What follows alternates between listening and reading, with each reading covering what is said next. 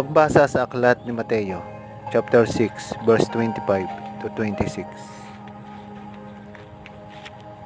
Kaya't sinasabi ko sa inyo, huwag kayong mabagabag tungkol sa pagkain at inumin na kailangan ng inyong katawan.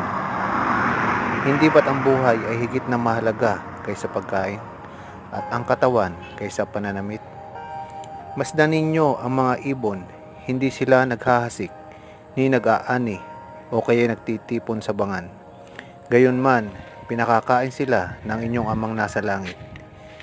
Hindi ba't higit kayong mahalaga kaysa mga ibon? Sino sa inyo ang makapagpapahaba ng kanyang buhay ng kahit isang oras sa pamamagitan ng kanyang pagkabalisa? Amen. Salamat sa Diyos.